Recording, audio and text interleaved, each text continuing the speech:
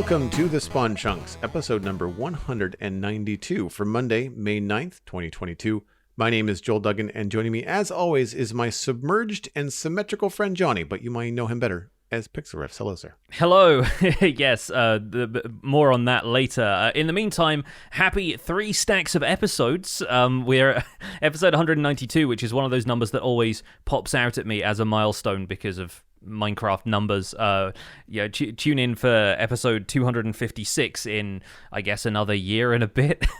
But in the meantime, we've been having a fantastic chat in the render distance about the stuff that inspires us in Minecraft and other stuff outside of that, other brick building hobbies like Lego. I've been exploring more of Elden Ring and getting some fantastic inspiration from some of that. If you're interested in hearing more about what Joel and I chat about before we start recording the podcast, you can hear the render distance by signing up to our Patreon at patreon.com/thespawnchunks. There's also a few upcoming patron events. We've got the monthly Minecraft Hangout coming at the end of the month here pretty soon, so excited to chat to people more about what they've been inspired to do in Minecraft lately.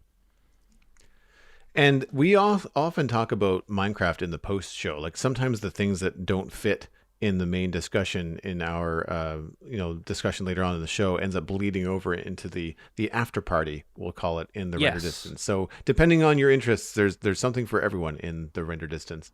Yeah, there's usually the odd listener email that creeps in there as well, the stuff that we don't have time to get to in the main show, or just extended thoughts on the discussion topic. It's always a good time. How are things going on the Citadel? What's new this week? So I have switched over this week from the planning various we'll call them like wireframes and street views and all that kind of stuff, and I've started to pick out permanent block selections, trying to sort out shapes and what's the word I'm looking for, like connections between the buildings, if that makes sense. Like sometimes door, like sometimes you want a building to be on its own, and sometimes it's really cool to have a door that actually connects two buildings, and sometimes it's for no other reason other than just like it just kind of makes sense for you like as a player. Interstitial spaces and liminal spaces, that kind of stuff. Yeah. So trying to get those solid, like I want things to kind of come down in a way that makes sense. I'm leaning into happy accidents, and sometimes you have to accept things that are just kind of going to be troublesome or sacrifice things, which I'll get into in just a second. But the main build, I've switched over to like now rather than kind of covering the entire area, I'm now focusing on just one bit. There is a stone wharf that I've called Tolteberry Wharf that is just between the west gate and the keep in my area, and it's one of those things where I've taken inspiration again from Lego to bring it back to like render distance comments, and Tolteberry Wharf is the name of a my own creation build by Toto Meja, a creator that has taken, I think, a year to put together a very cool looking Lego wharf.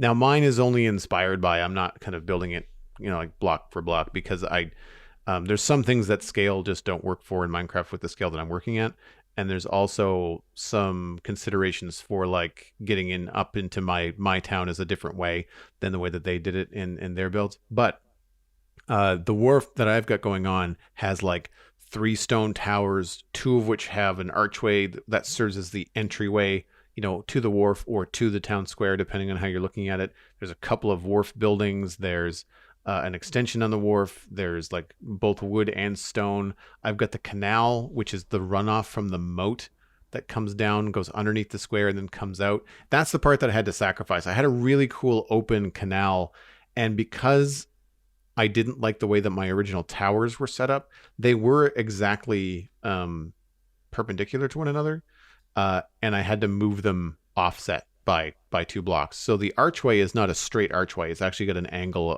It actually moves over 2 blocks over the course of its span.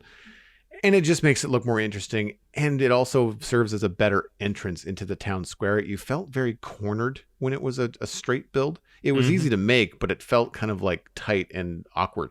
And so this way, when you go underneath it, you tend to face more the right way when you enter the town square. So I've gone over everything in terms of filling in the blocks, choosing the blocks that I want to use permanently.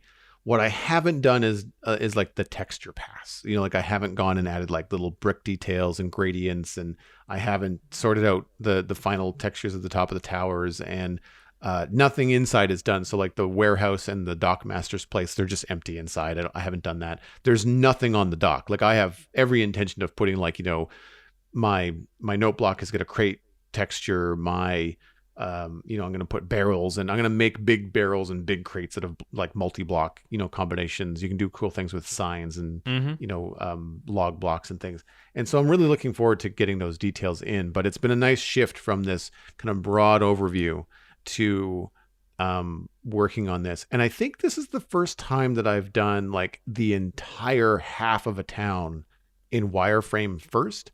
I was doing like, 2 or 3 buildings at a time with wireframe before, but it's been really cool to be able to look through the archway when you're standing on the stone dock, and it actually perfectly frames the Prismarine tower that's in the distance. Nice. And yeah, and so no matter where you are in the section of town, there's like 12 different roof lines that you can see, and it's working out really, really well.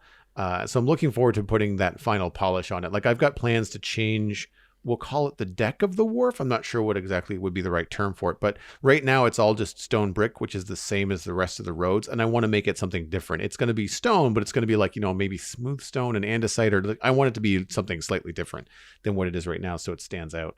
But yeah, it's come together nicely, and it's been nice to kind of like slow down a bit and, not be just putting up roofs and standing back and just like taking the time to choose some block selections. Surprised that stripped jungle logs are in this, like along with some bone blocks. So trying to push some color choices. I'm not going for like bright colors yet. The nice thing about this particular area to start is that it is connected to both the fancy new side of town and the stone keep and the older stuff. So I can kind of gradually start to add more color and detail. I don't have to go like, okay, now I have to go completely ham with this and make it look ornate and crazy cool. I can kind of work my way up to that because I don't have that in my back pocket. Like there's more research I have to do before I have more of those tools to really do a good job on the other buildings. So I'm going to work my way up to that. Would you recommend wireframing way more of the project first? Like, does it feel palpably different and better to you to be working with like wireframes for 12, 13 structures as opposed to just 2 or 3 at a time? Absolutely. Yeah. Yeah. I think, yeah, no, and knowing that the wireframes are also not permanent, right? Yeah. Like Yeah. if you get to it and you realize, okay, I like the height of this roof, but if I want this build to look this way and this build to look this way, I've got to move this a block to the left. Yeah. Or I have to, keep the right height, but change the angle of the gable. Or like, what's another thing that's happened recently? Well, there's a building there on the left where past Joel really painted future Joel into a corner because he didn't finish how the roof's connected and which building was separate. So I had to adjust something. I had to raise the second floor of one of the buildings up by a block just to kind of make my life easier. And one of the things that I was doing was going inside. And before I was working on the outside of these buildings, I would be roughing out like, where's the staircase to the second level if it has a second level. If it doesn't have a second level, it's not a big deal. But you're also looking inside. It's like, okay, well, is this going to be a shop? Because this is 4x5 inside, and that is too small. Like this, I need to like knock down a wall or rethink how I'm going to do this. Maybe what's next door should be the shop because that's the one that's 9x7 inside, and I can do a lot more with that. So those kind of considerations, they're a lot easier to adjust when you do the wireframing. But I think the thing that is most fulfilling about it is you can really get a sense of where you're going because, and this might be unique to me just as an artist, but like I can look at a sketch and kind of like know what it's going to look like in my mind finished, or know what kind of space it's going to take up. So like I can look at that tower and the really peaky roof next to it, even though it's completely see-through and you can see the mountain behind it. I can visualize what that's going to look like when it's all filled in. And it really helps when you're taking the time to fill in these buildings that I'm working on now, looking at the stuff behind them and going like, ooh, I'm going to add like an extra block to this roof to make sure that when you're standing on the wharf, it passes the things that are behind it. And so it doesn't end up being like within the silhouette of things behind it. It breaks that silhouette and becomes more interesting. And having those roof lines, even if they're 40, 50 blocks in the distance, knowing where to go past them or not go past them. Like sometimes you're like, oh, this is looking really cool, but it blocks that really nice prismarine tower in the background. So nope. I've got to think of something different before I make this permanent. I know that I really want that white prismarine thing in the background to be something that's seen a lot, so you make your adjustments. And if I didn't have that white prismarine tower roughed in, like I wouldn't know to make that decision. Sure. Right? Yeah. Yeah, it makes a lot of sense. The layout of the stuff, sight lines, all of that stuff is important. And if you've got enough of a template for that as possible, then that's usually a good place to start from. And I would say, like, you see a lot of people, it is easier to see what you're doing if you use wool or concrete, bright colors, reds for this, yellows for that. But I would say transition into going into the blocks you're probably going to use as fast as possible. Because if I was looking at a bunch of red and yellow and blue stuff in the background, I don't know if I would be as attached to that as I would be like, oh no, I've chosen prismarine for that build and it's staying. It's not bright orange and it's like, well, I don't know what that's going to be. Maybe it's not going to be that important. So I can see the value of like the top down, like when you're doing just the foundations and you're trying to plan things out. When it's all stone or all a couple different types of stone, it does become kind of confusing. It's hard to see. Same with me with my roofs. All of my roofs are currently either spruce or dark oak in frame because that's just what I had a lot of. And it does get a little bit muddy from the top down when you're trying to figure out, okay, well, where does this roof end and where does the other one start? And so I'm only finding out now where the edges of things are as I'm changing roofs to like deep slate tile or, whatever other block I might use. So I would suggest trying to use like a close proximity to what it might end up being. Are my buildings going to be diorite? No, but at least stone diorite is similar to like the other stones in the area. It's not, yellow wool or concrete or something. Yeah. It doesn't look completely out of place and kind of take you out of the flow that you're in while trying to work with a medieval style. It makes sense. Well, speaking of prismarine, there we go. Yeah, this is going to make a lot of sense to anybody who's seen what I've been up to lately. I've been working on a Guardian farm in a single player world, so it's taken me a while. It was probably about a 15 to 20 hour project, and that's because I drained the perimeter this time. I wanted to go the whole hog with it, drain a circular perimeter, which was only 82 blocks wide. Sounds like a lot, but people do a lot more. But it was just wide enough on the diameter that the edges of the foundation of the monument touched basically four corners of the circle, if that makes sense. Like the four corners of it touched the edges of the circle in exactly the same place on each curve. And so it was a pretty straightforward feat of engineering from there. Had to drain it with sand and sponges. I started doing a method that I'd heard a couple of people suggest where you grow nether trees up from the bottom of it and it fills in the rooms inside the monument with nether foliage, with nether wart blocks and warped wart. And I did that for a little while and thought, this probably isn't going to work out for me. Like, honestly, if I could go back and do it again, I would leave that out of the equation because I had a stack of sponges and honestly, removing all of the fiddly little sections where one water source or two or three were just left behind in the mass of nether wart blocks that it hadn't grown in and filled out those gaps was more annoying, I think, than having to try and clear an entire room using sponges. So maybe not the best approach, systematically speaking. But once I got that done, I flattened the entire monument down to the base layer, then built a custom Guardian farm using soul sand columns. The Guardians, rise up to the top of that very quickly, get piped along a central shaft, and then fall down through lava to soften them up as they fall. And it can either be switched on or off, depending on whether you want it to be AFK or player kill. You just need to put a water source at the bottom of it, basically, so that the Guardians congregate in one place to kill them. And I'm very glad that I've got this done, because it gives me access to all of the Prismarine blocks, and also felt like kind of a milestone big farm project for the series that I'm doing. So really happy how this one came out. And this is the submerged and symmetrical build that Joel was talking about earlier, because yeah, I'm really happy with the way the design came out. It kind of reminds me of like cooling towers or something like that are just feeding into this central thing. They're full of water.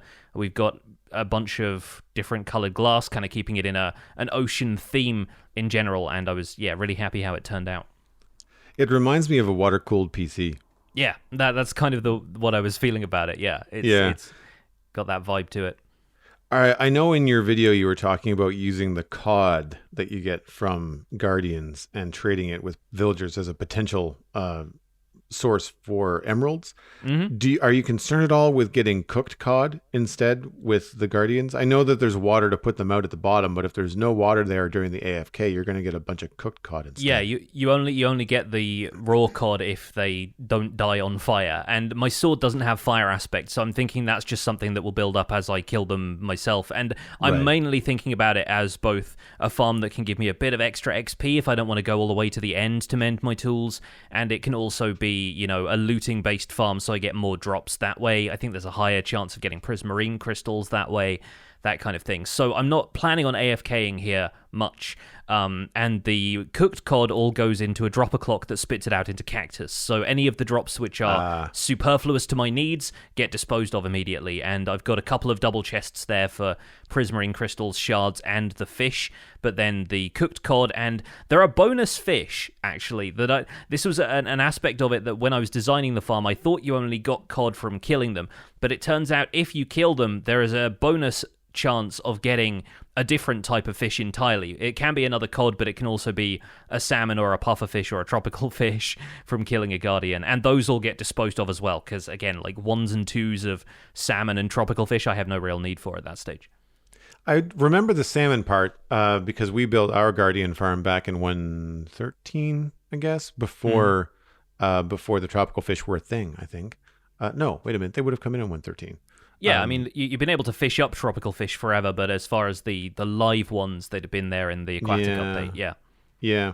Anyway, I don't think I've ever had a tropical fish or a puffer fish. We've had salmon, but I just did like the columns in our storage system, and of course, the same amount of chests for cod were there for salmon, and I've only ever used like 2 slots of 1 chest for salmon. Yeah.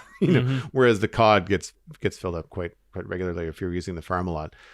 I watched the videos of this build coming together, and I was quite curious about your nether foliage technique. And I thought, well, like that's going to be twofold, because like, well, one, you're going to be able to collect a lot of the warped, wood and warped blocks and crimson wooden blocks if that's what you want them for something later on. Then you're solid, later on. You're kind of killing 2 birds with 1 stone. But it's too bad, because I could feel that it wasn't as straightforward and as time effective as using sand and sponges, to go and clear out the monument that way.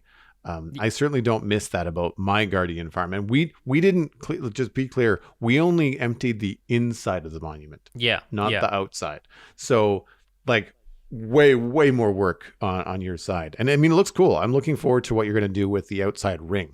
In terms of decoration and stuff. I have a couple of ideas for that. Part of me wants to do like a sort of pixel art version of the Hokusai Great Wave woodblock print on the outside of it, and like kind of have that in diorama. I have no idea how that would work out. I'd probably have to make the walls a little taller or something, but I kind of like the idea of doing at least something inspired by that and try and emulate that kind of illustration.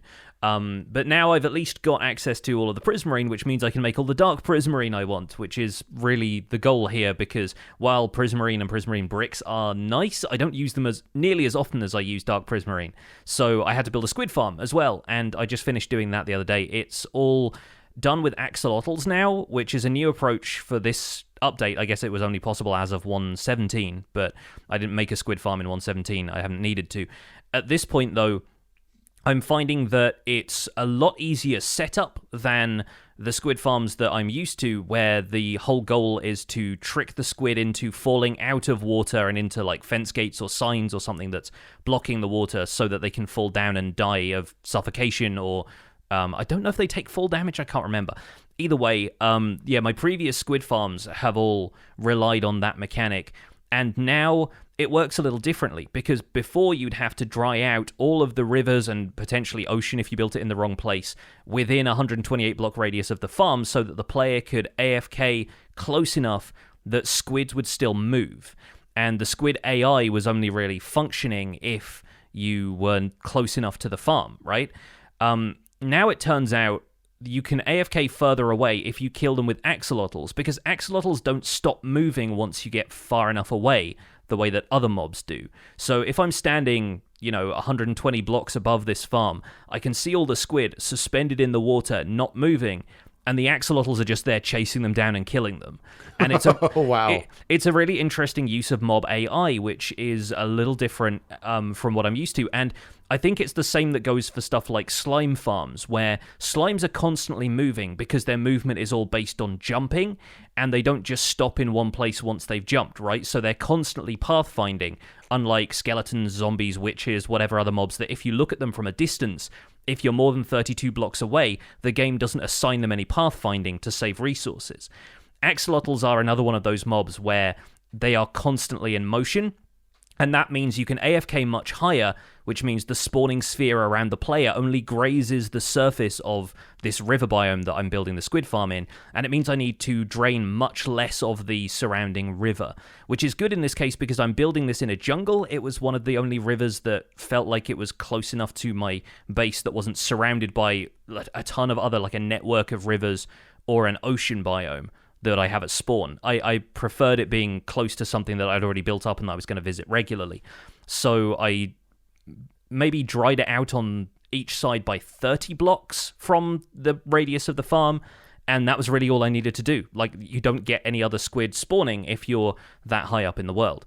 As far as rates go for production, it's not quite as good as one that relies on the squid falling and dying over and over again, because those kill the squid much faster. Axolotls have a cooldown when they're attacking anything that isn't a hostile mob, and so once an axolotl has killed a squid, they don't seem to go after another one for a couple of minutes. So I think I need to bolster the number of axolotls in there, make sure that it's lit up properly so that the drowned don't spawn and try and kill them. And beyond that, I think it could be a pretty functional farm. So far, it's brought in like an hour's worth of AFK, brought in 9 or 10 stacks of ink, which is perfectly adequate for what I needed at the time. So yeah, I think with a little bit more optimization, it could be a pretty effective farm. And really fun to watch, I would imagine. Oh yeah, no, it's like, you see like fish tanks that people want to just kind of like sit there and watch the fish swim around. That's basically what this is. And I had my camera account monitoring it just to make sure that nothing weird was happening, that the axolotls weren't like beaching themselves or anything and dying as a result of being out of water for a long enough time. They pathfind back into water after a minute or two if they can, so they're not the problem. The squid beaching themselves is fine because I want the ink anyway. But for the most part, it's just fun to watch them all swim around after each other. Very, very cool. Moving on into the news this week, we have Minecraft Java Edition Snapshot 22W18A. This snapshot brings in a few gameplay changes and some technical tidbits. Changes in 22W18A. Allays now follow their liked player even if they can't see them. Allays will only lose track of a player if they are more than 64 blocks away. The texture of the sonic boom particle has been updated, and vibration listeners such as skulk sensors, skulk shriekers, and wardens now listen to the closest vibration instead of the first vibration in the tick. Technical changes in 22W18A. Banner patterns available on the Loom can now be controlled with tags. Servers can now define different chat style formats for clients. Removed the place feature command and added the place command. The bundled Java runtime has been upgraded to 17.0.3. Removed loot table function set underscore goat underscore horn underscore sound. Added loot table function set underscore instrument. Chat from the say, message, team message, and /me commands are now also cryptographically signed. For the full details on the chat types and placement commands, as well as loot tables, check out the Minecraft.net article linked in our show notes. Chat types, different chat style formats can now be controlled by the server through the chat type registry. The entire message can have formatting applied, such as italics or a specific color, but currently not click over or hover events. Place command. This is a new command that replaces the place feature command and can place features, jigsaws, and structures at a given location. Fixed bugs of note in 22W18A. The walking animation of frogs doesn't change in relation to their movement speed. That's been fixed. Only one skulk vein drops when using a silk touch hoe on a multiple skulk vein in a single block space. Skulk catalysts will spread skulk if a baby mob that does not drop experience dies around it. Allays leashed to a fence do not move and refuse to pick up items. That has been fixed. Ancient cities can be submerged in aquifers. A host of bug fixes for the Warden, including Warden Sonic Boom attacks can hit player even if players have entered another dimension. For the full list of bugs, again, check out the Minecraft.net article linked in our show notes.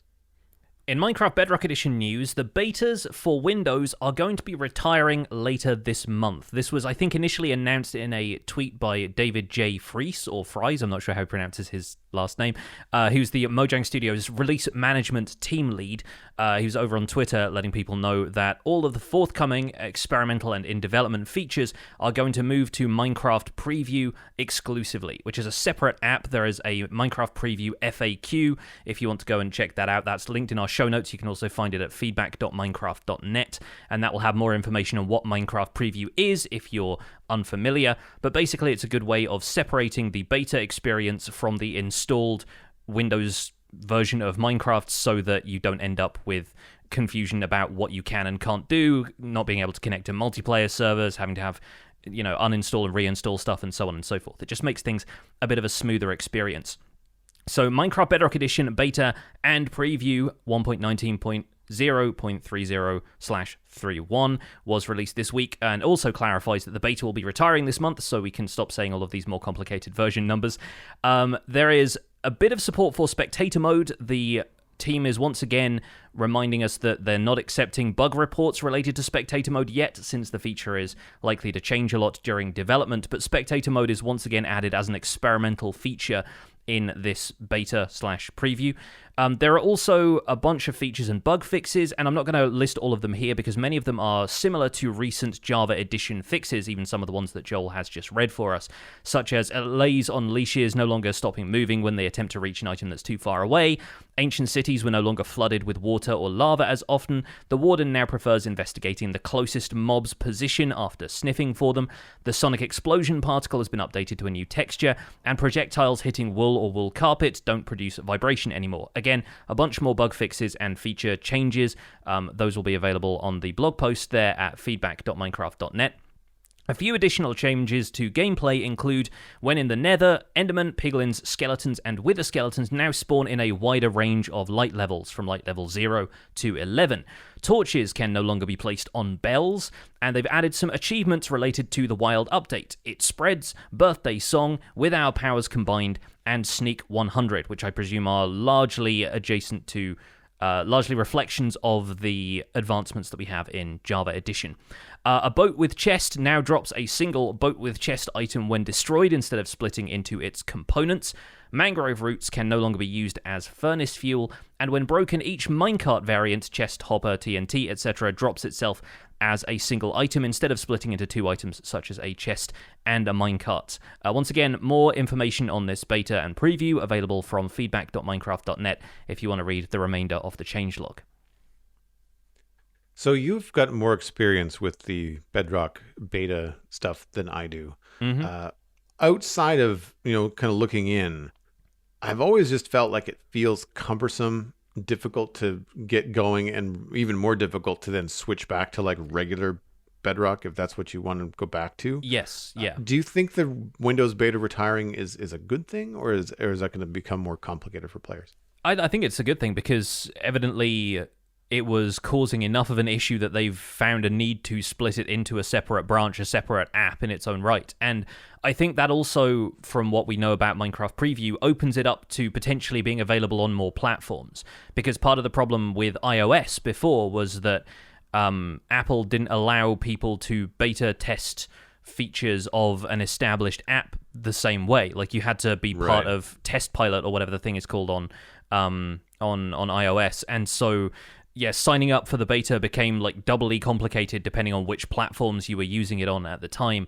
And I do think that for people who are actively using the beta for Windows, it was becoming a pain to switch back and forth if you visit multiplayer servers regularly that weren't attached to the beta system, that weren't using experimental features and so forth.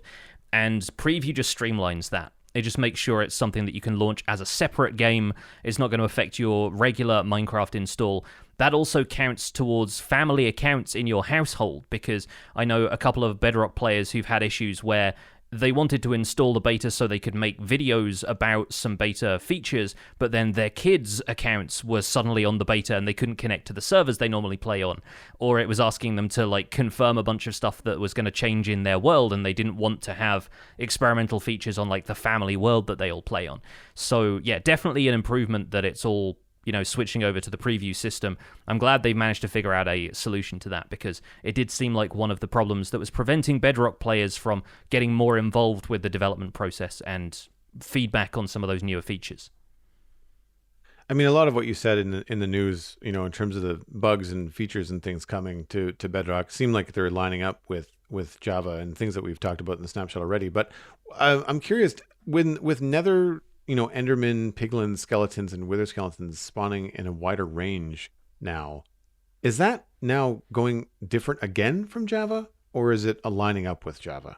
I'm not certain. I've not been certain about what the spawning conditions are for Nether mobs since they made the changes to light level for overworld mobs. Like, I'm not certain if it's still 7 and below. I think, obviously, like, zombie piglins have always been able to spawn in a different light level, but I don't know about regular piglins.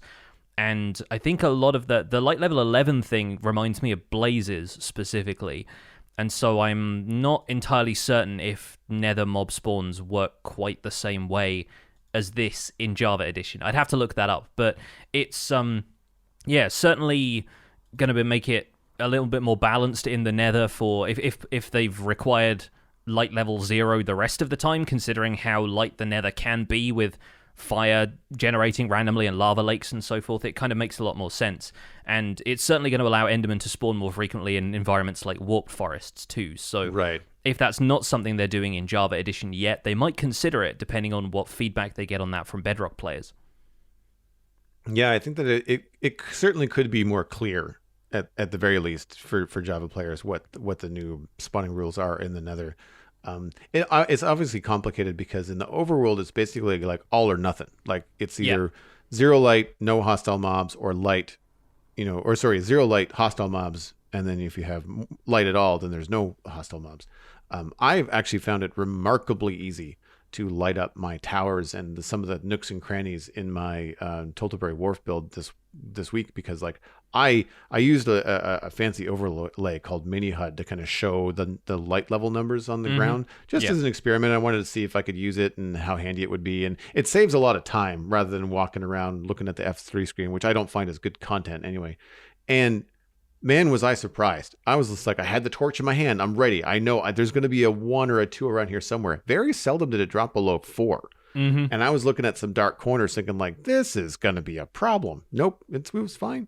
So yeah, it's something that I think would be handy to have a clearer, I guess, not version, but like a clearer direction of in the Nether. It's more complicated in the Nether, obviously, because like different mobs require different light levels, like you said, with zombie piglin, and then you've got blaze that are like 11 or 12 and up. 11 and 12 and below. Can't remember. Vice versa. They spawn in bright light. I know that much. Yes, yeah, they do. Yeah. So when you're lighting up a blaze spawner, you need to have like glowstone every other block, more or less, in order to make sure it prevents spawns. So it's tricky. And Seshi Summons, a Bedrock player in our Patreon live chat, points out that potentially this could balance out mob spawns in the Nether and Bedrock so that ghasts aren't the majority, because I know Bedrock players have had a plague of ghasts for quite a while, and it may be that just the amount of lights blocking other stuff from spawning means that there's more room in the mob cap for ghasts to spawn, if it's all kind of centrally controlled like that. So, yeah, I'd be curious to see if Bedrock players find the experience more balanced now. Unless you want gas tiers, that's not fun for anybody. Mm-hmm. Absolutely not. So, talking about the Java snapshot, at least, I guess there's still a couple of tweaks to the Allay. This was Allay's being able to follow players without being able to see them, which I think is a great change. I mean, like, if you turn a couple of tight corners in your base and the Allay that's supposed to be following you just completely loses you, that's a pain. And so their pathfinding seems to be a little improved, and the fact that they know where you are even if they can't see you is very good. I watched Sliced Lime's video on this, and he pointed out that Allay's leash defense posts allows them to, pick up stuff within the radius of the leash. And so if there's blocks falling in a specific area and you want to use an Allay to pick those up and drop them off somewhere, that might actually be quite a good use for them to keep them relatively contained within a certain locus, And I think that seems like a smart use of them. Maybe a couple of people will complain about having them attached to a fence post and not being able to fly around, but I think that's a smart thing that I hadn't considered at first glance, because I think because of my previous experience, I still don't trust leashes. I think they used to break a lot more, and they're a lot more robust, and they'll stand up to chunks loading and unloading and stuff now. So I think I need to learn to trust those more and give that a try. And depending on your level of RP, you just have to forgive yourself for leashing the Allay to a fence post. Yeah, I mean, they go from one prison to another, right? The pillagers imprison them one way, the woodland mansions and stuff, and then the player finds them and ties them to a fence post. It's so funny how I'm just kind of like, oh, villager, get in the hole. And it's like, Allay, no, let's not tie you to that nasty fence post. Endangered axolotls, kill all these squid for me forever. Yeah, no, exactly right. Again, the morality of Minecraft is something that we try not to touch on too much here, because that way madness lies. But it's, going to be interesting to see what players end up using them for once they have full access to them in the update. It's like if you're cute, free pass. Yeah, mm-hmm. That's basically how it boils down. I don't have anything really constructive to add to the Allay stuff. I think it all makes sense. I think they're all good changes. 64 blocks is great. Because that, especially with the speed increase that we think we saw last week, that means that the Allay can essentially keep up with the player. If you're running, if you have to run from zombies or skeletons or get out of dodge real quick, then at least you're not going to lose your Allays in the process, which I think is good. Yeah. I was watching, you watched Slice Slime, I watched the Eximbovoid video on the same thing, and he was moving quick and getting far away, and they were sometimes it took a few seconds, but eventually the three Allays that he had following him caught up over mountains, around valleys and stuff like that, through small holes in a cave, similar to your analogy of going around a corner in your base, that kind of stuff. So that to me is quite promising, actually. I can't say I'm a big fan of the new Sonic Boom animation for the Warden's ranged attack. It feels a little bit sluggish to me, and I mean, it's not released yet, so there could be more things happening, but I thought the previous one was lighter and felt more like, what one would think of when you think of a sonic wave. It looked more like ripples in a pond, I guess is a good way to kind of explain it. Where thinner lines and stuff, right? It was, more kind of concentric circles than this sort of more thicker, spirally kind of vibe it's got going.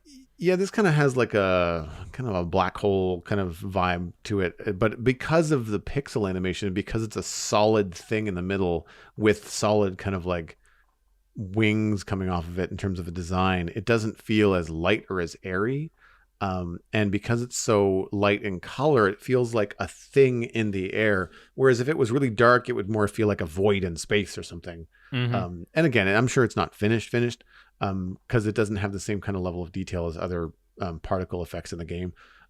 But it feels just kind of heavy for something that should be lighter or faster, or I don't know. It's sound. It's not supposed to look heavy. I guess that's just my artistic kind of take on it.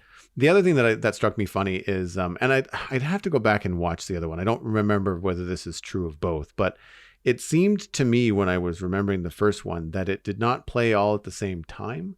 It played in sequence. Right. So the description was that the blast is coming from the souls in the chest of the Warden. And to me, that means it should originate at the chest of the Warden and then kind of shoot outward from there. Whereas all the animations happen at the same time. Whatever the range is, 5 or 7 blocks, all 7 blocks animate at the same time, which to me just looks very odd. It doesn't have any kind of travel to it, which is, completely different to what we see when we trigger a skulk sensor or when we see a skulk shrieker summon the Warden. The sound vibrations from the shrieker travel upward in concentric rings. The sound vibrations from yourself or from one skulk sensor to another travel either horizontally or at an angle. Like they travel to the next thing that's going to detect them. You can see them go right in a line.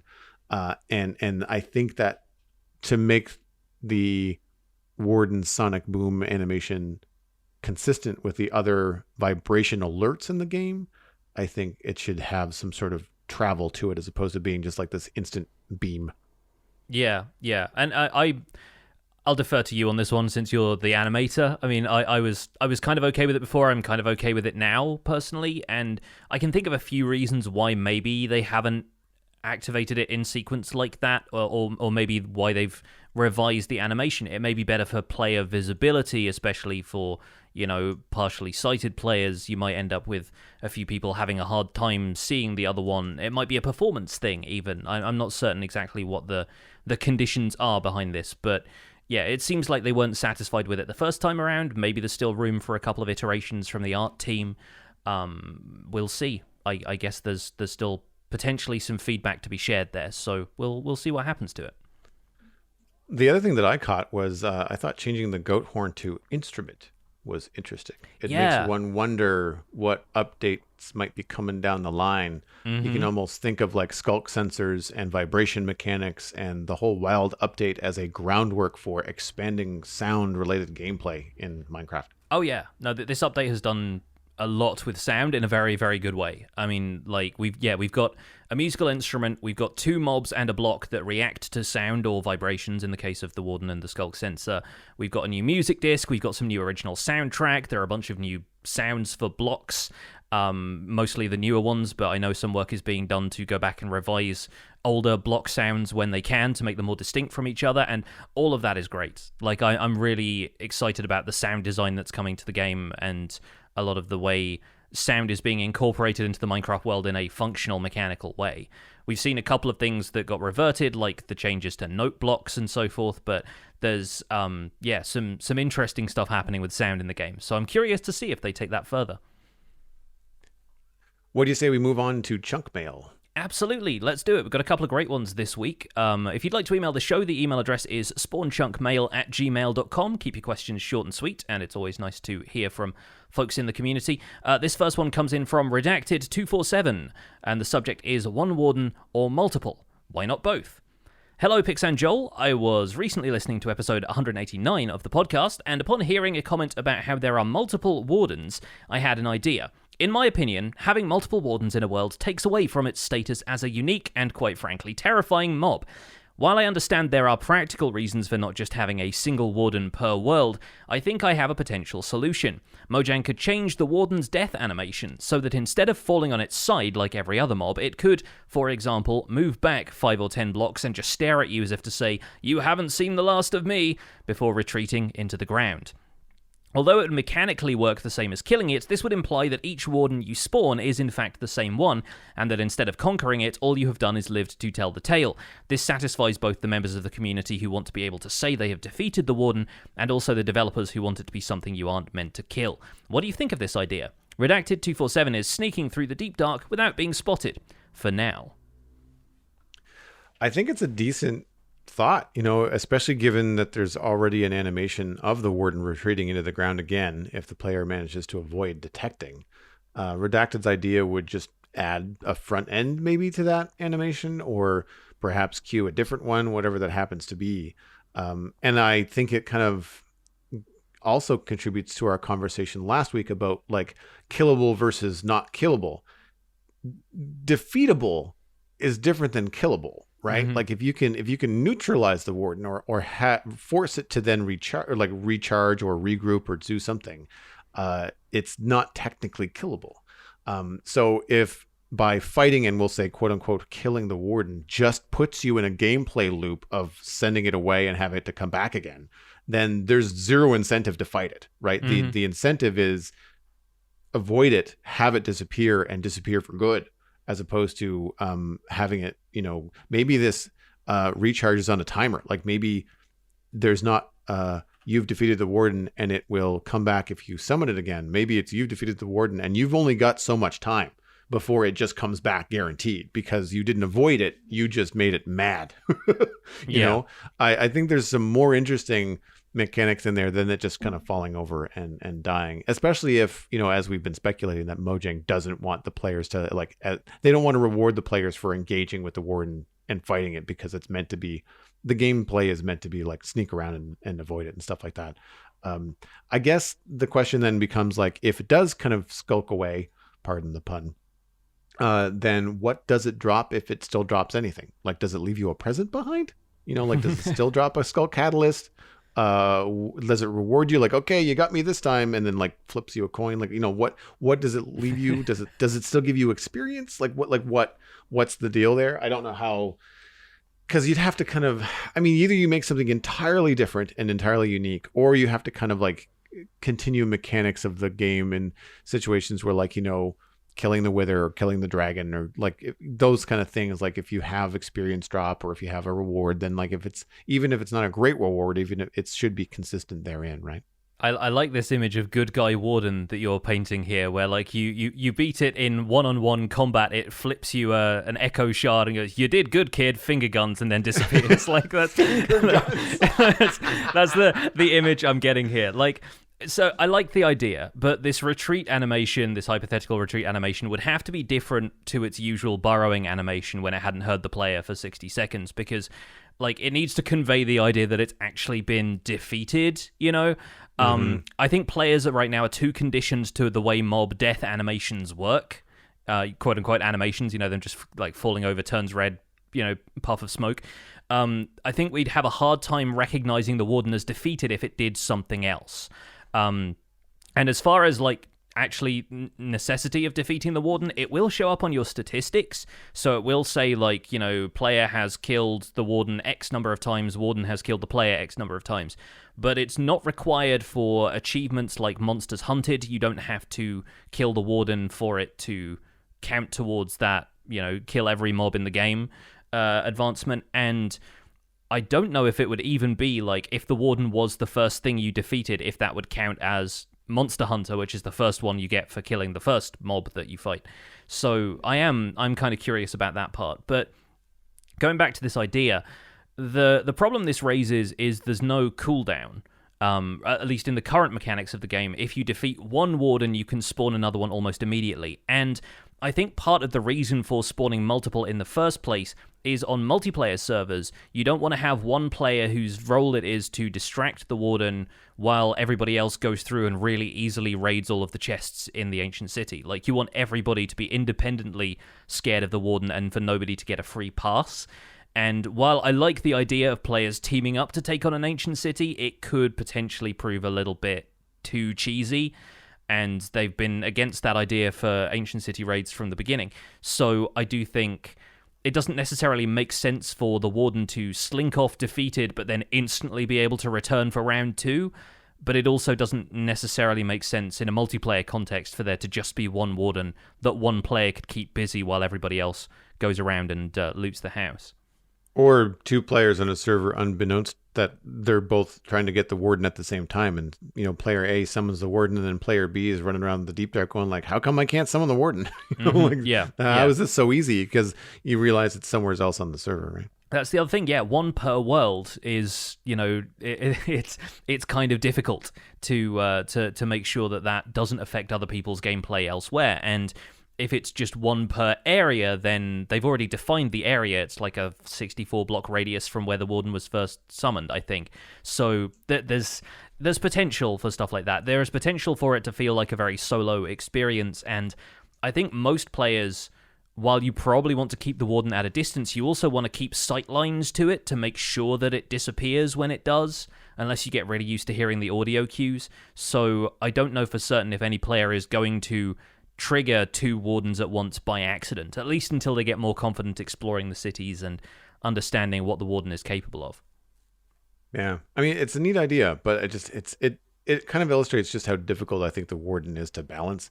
And Yes. I imagine the number of spaghetti noodles that are up against the wall at Mojang are numerous in terms of, where they started and where they ended up with the warden. Yeah, absolutely. I mean, we've seen a few of the developers, especially King B-Dogs, talking about the changes that have happened since the 1.17 concept for the Warden, in kind of response to a few vocal players in the community saying, this update doesn't feel like it has new content because we've known about the Warden and the Deep Dark for a while, and saying, like, the amount of work that has gone into this as an experience, not just the Warden's AI and its behavior and its attacks and how much health it has and that stuff, but the shaping of it all into a horror experience within Minecraft's Underground is really worth the wait. Like, it's been a lot of work, and a lot of balancing has gone into all of this stuff, and so it's needed this amount of development time, this amount of spaghetti thrown at the wall for it to really work out. Next email comes in from Solid Rock Carter. Hard to find, easy to farm. Again. Hey, Pixel of the Rifts variety and Joel of the Duggan type. I was listening to the previous episode, 148, Hard to Find, Easy to Farm, where Rancher sent an email about things in caves and cliffs that were hard to find and easy to farm. You mentioned doing some episodes again after 118 was released. As 118 has been around for about 5 months now, I was wondering, how do you feel things are like now? Personally, I still find calcite pretty valuable, hard to find, but impossible to farm. Solid Rock Carter left the game. Wait, no, the mailbox. There it is. So yeah, I went back and looked at the show notes for this episode because I had to refresh my memory about this discussion, and I really should have left a calendar reminder or something to go back to this concept, because we did say we should probably talk about this once we have lush caves in the game, so we can have access to moss without going to find a shipwreck and all of that kind of stuff. So it's it's worth a discussion now. Are you using calcite very much? Because personally, I'm not yet, although I think I just haven't found the right build for it at the moment. So I've used it, but I've not used it in something like a castle. I've used it in like 9x12 houses. And Sure, even then it's yeah. like, it's in between log support. So like and mixed with like concrete powder. So like I'm using 3 dozen blocks at a time. And I found a massive geode near the modern city that I turned into a amethyst farm. And in the process of doing that, I stripped all the calcite, all the amethyst blocks, and all of the smooth basalt blocks out of that. And because I've not built anything super large of one particular type of block, I've just been using smooth basalt and calcite and a couple of the other blocks more sparingly. I've certainly gone through a lot of moss, but I built a monster moss farm.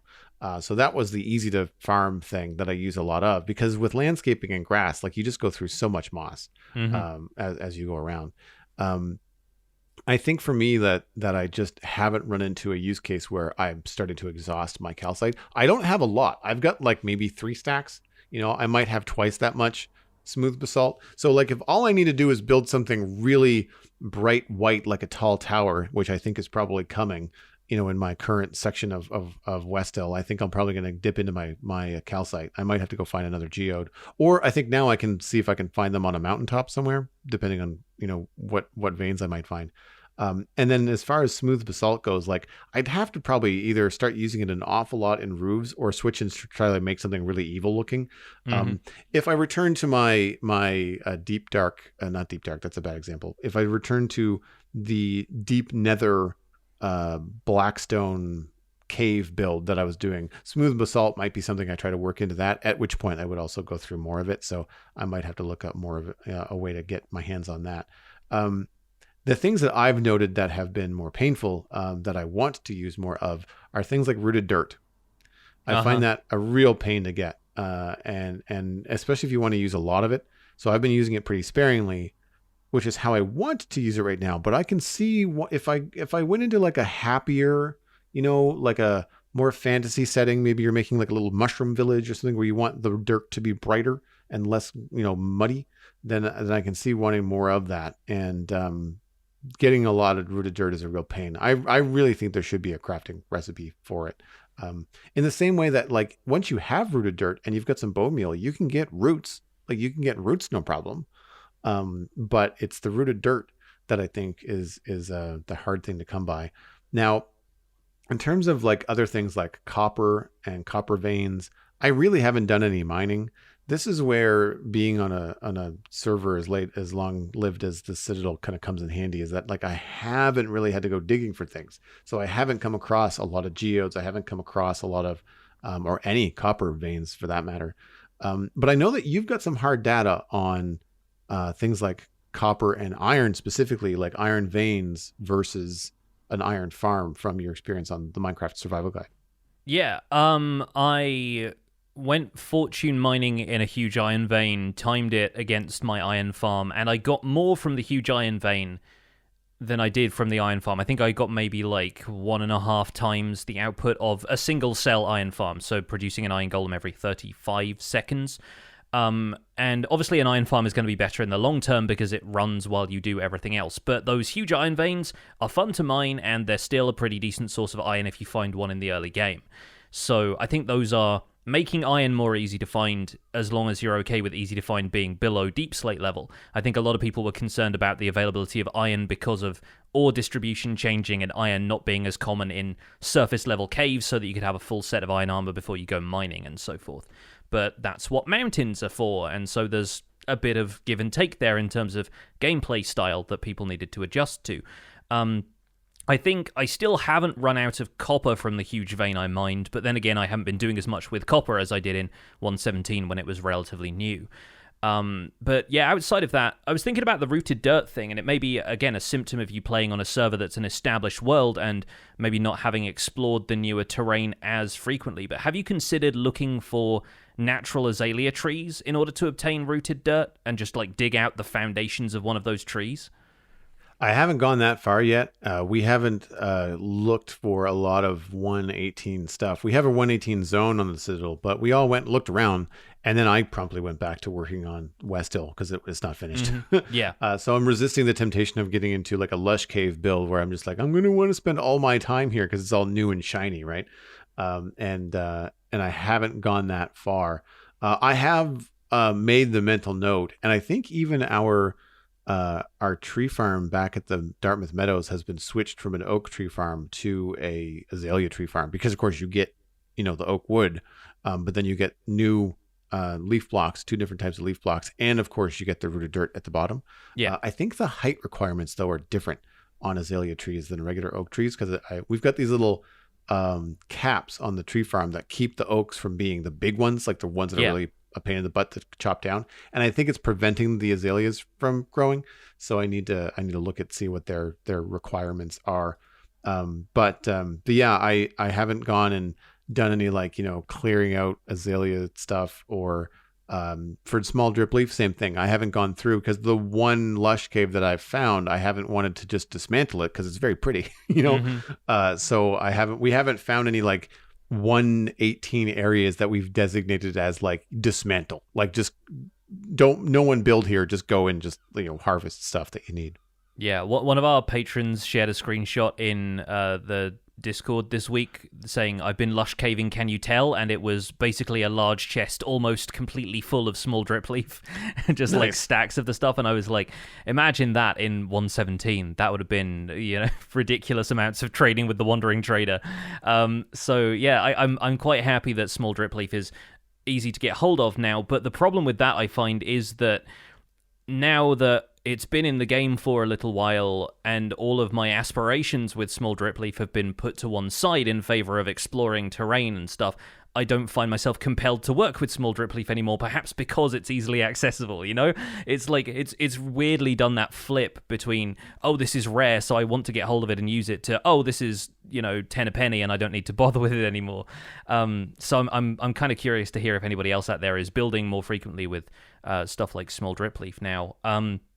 Yeah, I'm kind of the same. Like, I wouldn't go out necessarily to track down azalea trees just to get rooted dirt, and I've started farming oak wood rather, using azalea saplings because that gets me more consistent height trees, so that you don't have to put blockers at the top of the farm to make sure that they don't grow massively tall. And yeah, again, the leaves are really nice, and the rooted dirt you get from that is adequate for my needs right now. I don't know if I would go and obtain it block by block from the roots of a naturally spawned azalea tree, because those are finite, and while I think you can get more than a stack of rooted dirt that way relatively quickly, I still prefer renewable methods for a lot of this stuff anyway, which is where calcite obviously becomes a bit of a problem, because you can find huge veins of it and geodes of it, but it's still not renewable. And while I think it's easy enough to find once you have an elytra, you've just got to fly around long enough that you find one of the Stony Peaks biomes.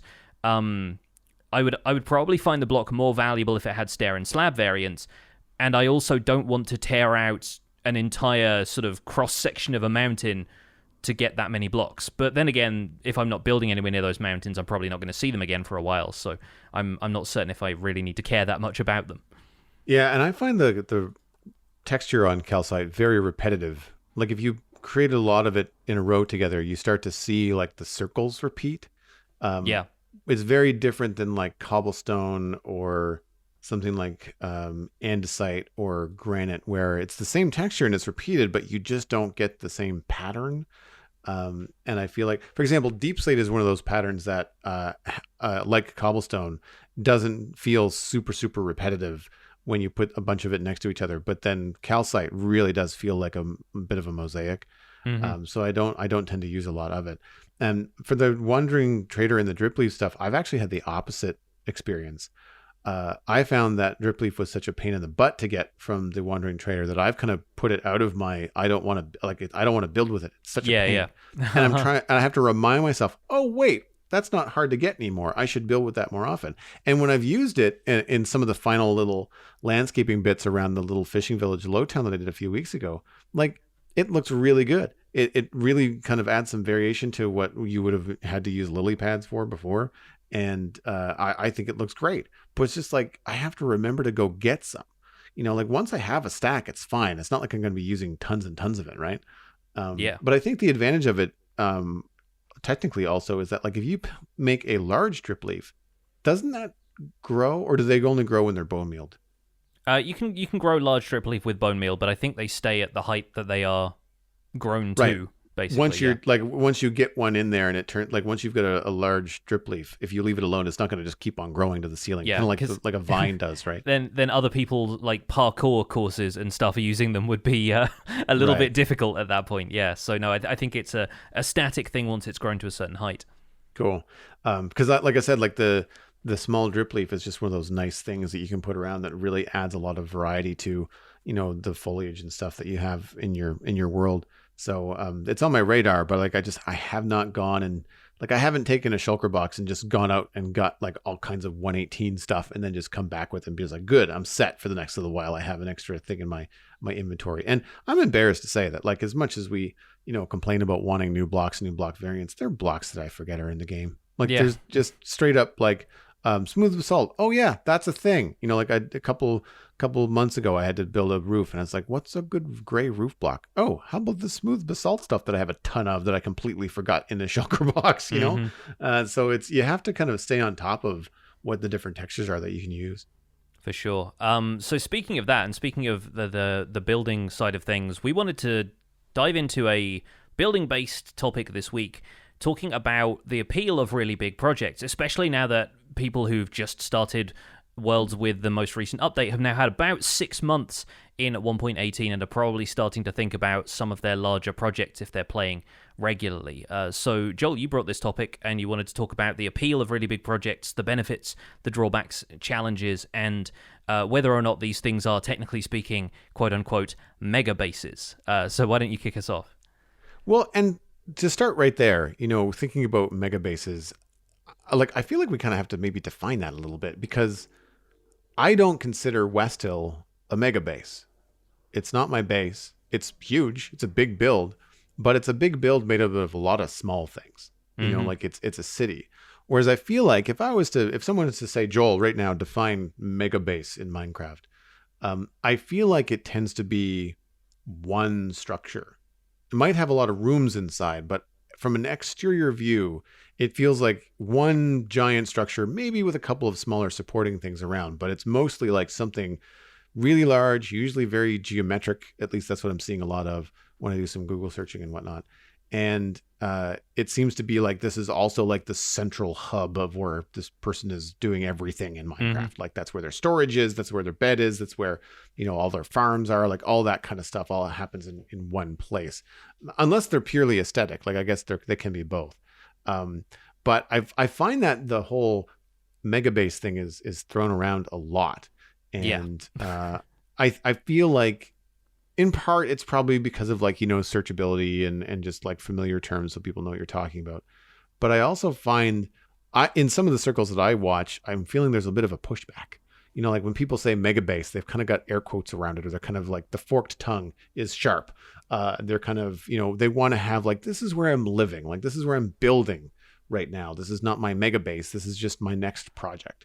Yeah. And I've definitely corrected people on stream when they ask, you know, like, is the Citadel my mega base? It's like, no, it's you know, not the Citadel, the West Hill. Like, no, it's my current project. Like it's a whole other thing. And we don't even really refer to our main builds on the Citadel as our bases. Alistair refers to his project as Avalon. Somerville is where Cosmic spends all of her time. I'm usually in West Hill. I have less of a one main area. I have more of a several areas that I go to.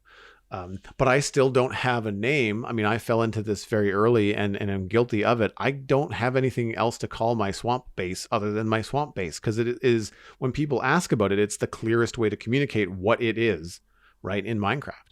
And I think the broader discussion, though, to not dwell on this too much, is like large builds, things that are going to take you a long, long time, whether they are something like a town or a city that's going to take a lot of mini builds, a lot of street planning, a lot of landscaping to do, or if it's just one giant thing, like think pyramid or huge castle or terraforming a biome, like whatever it is that you're doing that is just absolutely monstrous in Minecraft. You know, what are the things that are appealing in that? And for me, it's three major things.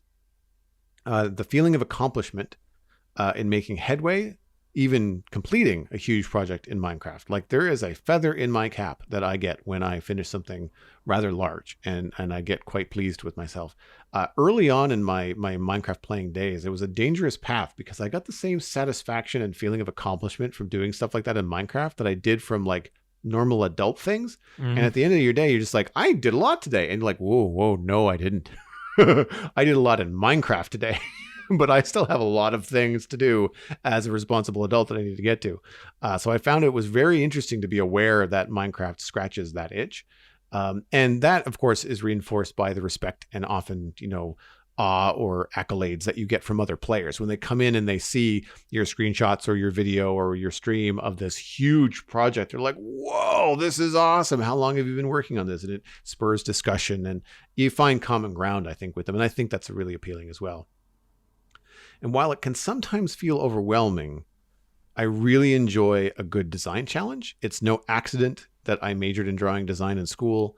And I also think that Minecraft in particular, there are some good lessons in letting go of things that don't work out, because you've got these limits with blocks and stairs and like things that don't do the things that you want them to, or leaning into happy accidents. Like, you know, I had a build this past week where the door on one level happened to open up right at the right level of a staircase inside of a tower. And I thought, I am making an entrance here. Like, I did not plan this, but it is just too happy an accident that this worked out just the way that it should. I'm lucky, because if it didn't, I kind of would have been agitated and I would have had to like walk away from that. Like, well, I was going to make an entrance there, but now I can't because this other build is working and I don't want to redo it or I don't want to undo it. One thing I do find a little bit tedious about the challenge of building tall, specifically tall buildings, is the constant up and down that you have to do while constructing, and always having to back up a ways to see how it looks. Yeah. It's essential. I know it's part of the process. It's part of my artistic process. When I'm working on something as an art piece, I tend to like zoom out, look at it as a whole. Don't get caught up in drawing a nostril when you really need to make sure that the face is looking right, all that kind of stuff. But it just gets repetitive as gameplay in Minecraft. And when you just want to keep building and you have to spend what's really only seconds, but it feels like an awful lot of time flying down to the ground, looking back up. Yeah, that's fine. Then getting back up, landing where you started, and trying to remember what you had to change. Because like once you're a meter away from something massive and you're trying to figure out, okay, well, I saw a mistake, but where is it? once you're up close to it, there are some challenges like that. But I do enjoy it. And when you overcome those challenges, that's like a big checkbox for me. It's like, yes, okay, I did it. It looks good. And I really enjoy not having to come up with a brand new idea every time I build something in Minecraft. Like every other stream, if I had to come up with something wildly new, I would be just like exhausted creatively. Yeah. So to have something like Westill, which is obviously the example I'm going to be using a lot in this discussion, to just know I don't have to think about what I'm doing next. I just have to think about what the next step is in this large build. And, you know, like I decided to start the west side of Westill and I need to start doing wireframing and roof lines. That was 8 streams of just that, you know, because it's a big area. And it was, but the payoff is that now as I'm filling things in, as we discussed earlier today, it's really starting to feel cohesive and it's starting to give me a sense of accomplishment. And I've not done much. Like I've just put wireframes up and I've got 2/3 of the way through a stone wharf build. Like it's really starting to come together for me. And that's when I start to get excited about these big builds, because when they're done, they just look so darn cool. And to know that you and your team, depending on whether you're doing it with friends, have accomplished this, I think is just such a great, you know, lean back experience. It's like, yeah, we did that. Minecraft doesn't do any of this. We had to place every block. We had to do every interior. We had to do all these things. You know, it's all the hard work that's put into it. But because Minecraft is so creative, it's fun for people that, you know, enjoy that kind of stuff. And I think that having that kind of laid back approach, because I don't rush it. I do get a little bit frustrated sometimes when I don't accomplish a lot in a single stream. Like I feel like I've been playing and I've been working and I've been sorting out problems for 3 hours, but I've got very little visual to show for it right now. I've just been honing things. And it's like that honing process of a drawing before you put on the final polish, which is like the shadows and the highlights and the fancy glow effects and stuff like that, that make everybody go, wow, that looks really cool.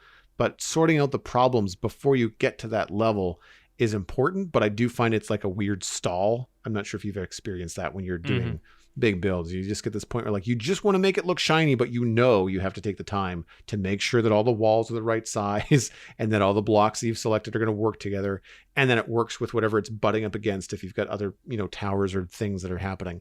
And I feel like I can get away with it on a regular basis because by nature I am a very patient person, maybe to a fault. I don't find that same patience would say be average in the Minecraft community. And I feel like there might be some valuable lessons for people to try a large build, to commit to doing it and keeping a regular pace at it, because I think you'll learn some patience. And I think you'll enjoy it more if you don't rush it.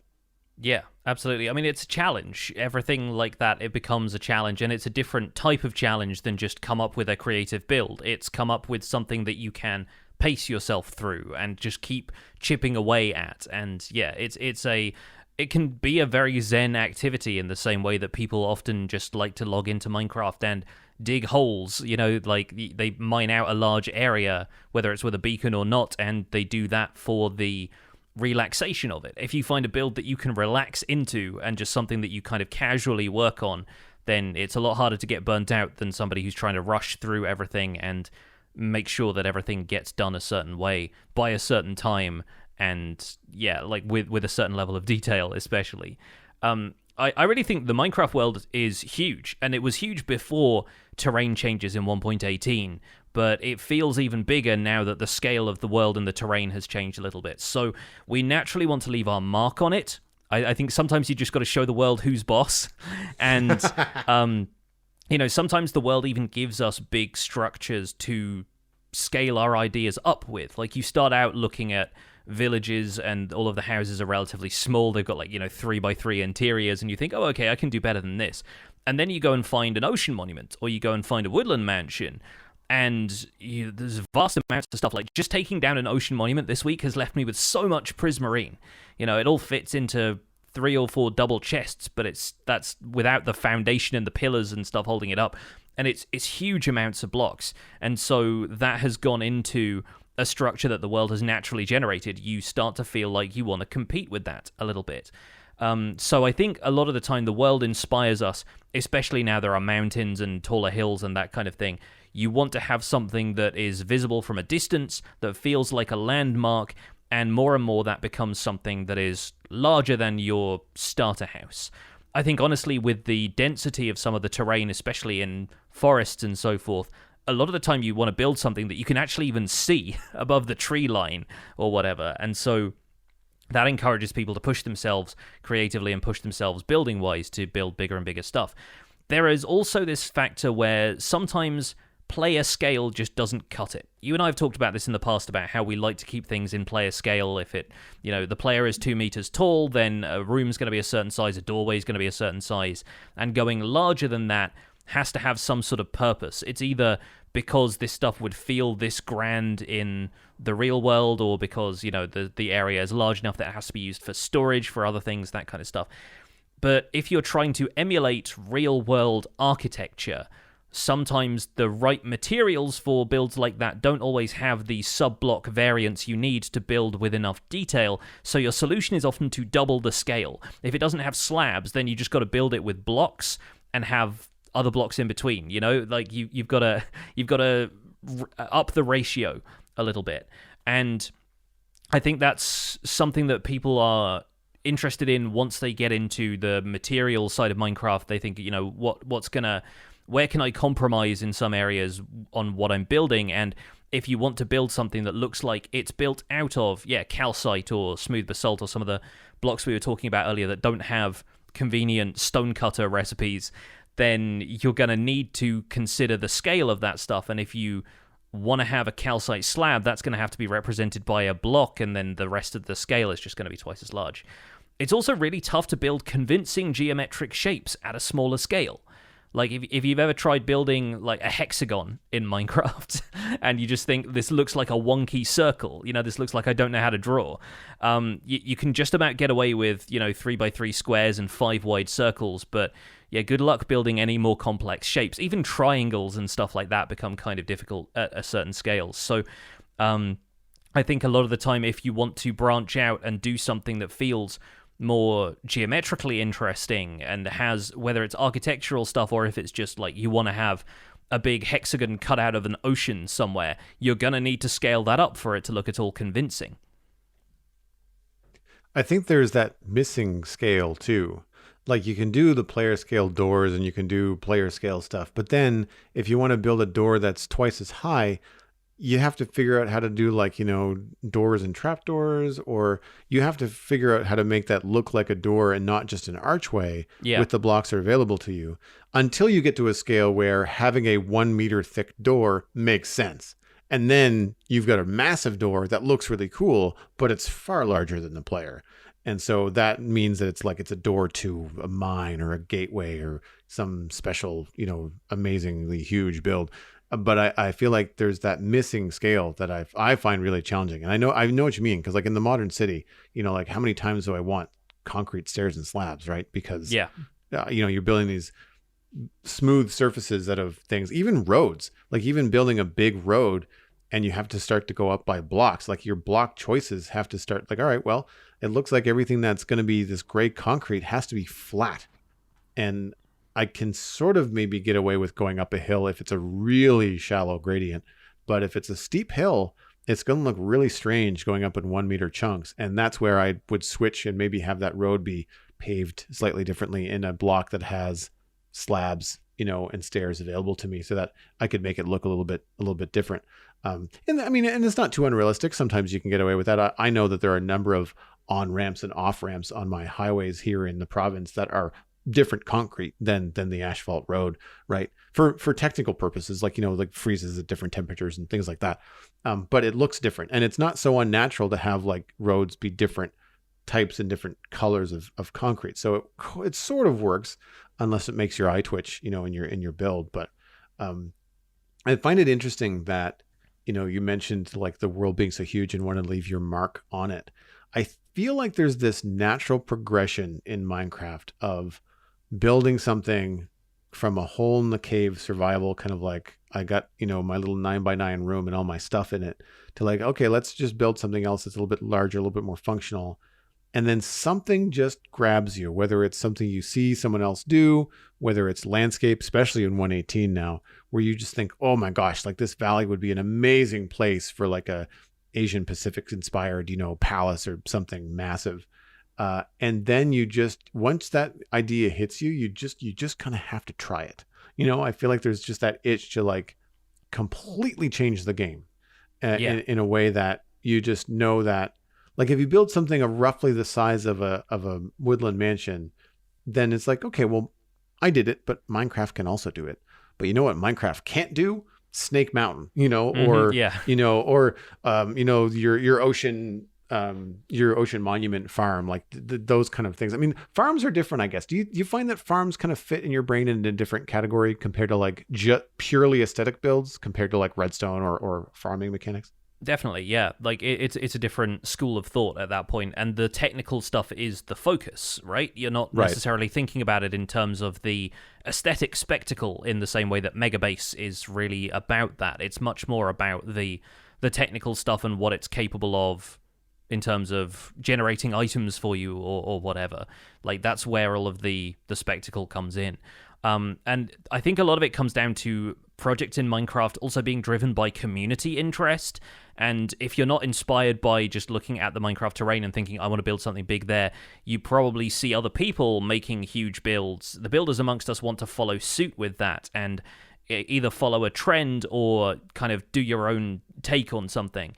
And I guess for content creators, going back to the Megabase definition, it's mostly just about being able to put something eye-catching in the title and thumbnail, and that's where the Megabase thing kind of kicks off.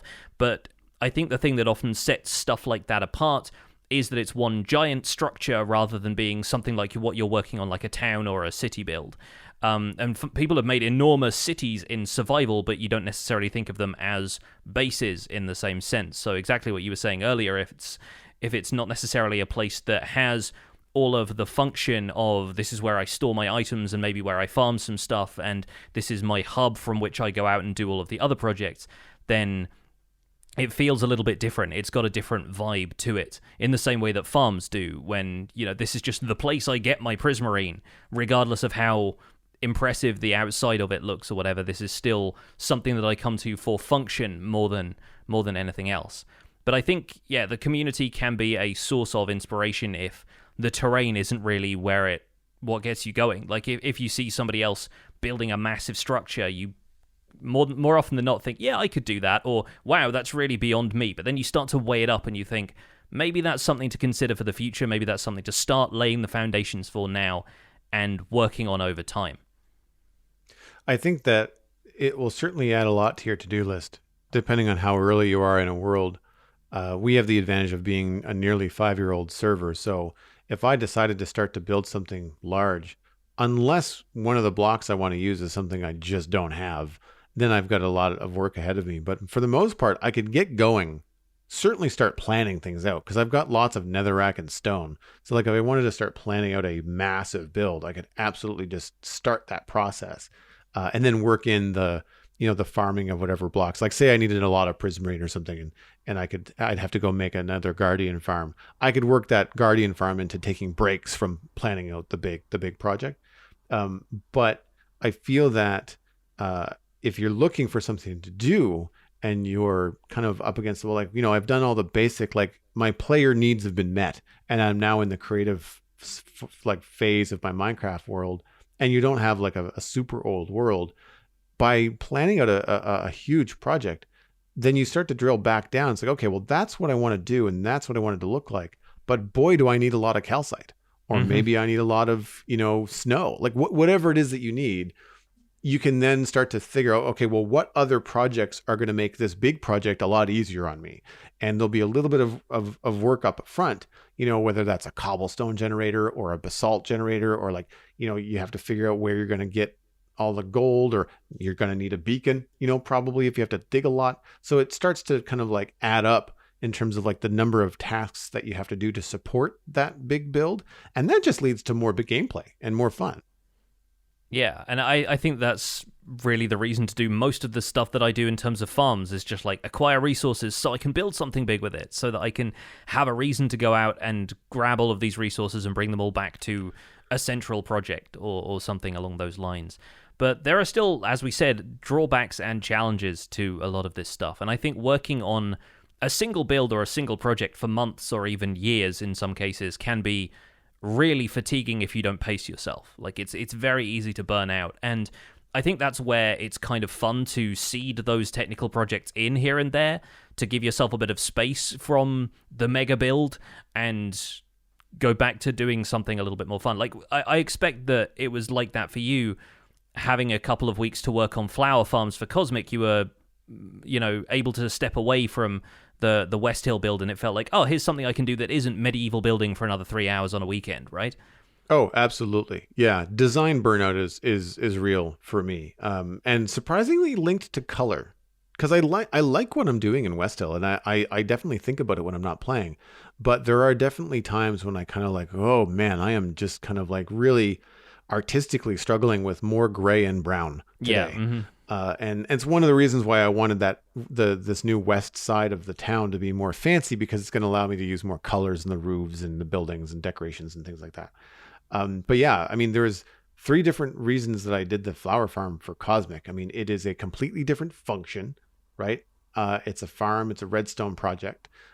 It is not for me. Like, it has to be integrated into, someone else's area. And I went out of my way, I mean, at Cosmic's request, to make it as colorful and as loud as possible. Mm-hmm. Like, most of it's underground, so it's not really seen. So there's no really worry for it to be clashing with things. But like, the redstone is laid out on red glazed and pink glazed terracotta and yellow. Like, it's noisy in a fun, fabulous way. Like, don't get me wrong. It was a great deal of fun to work on.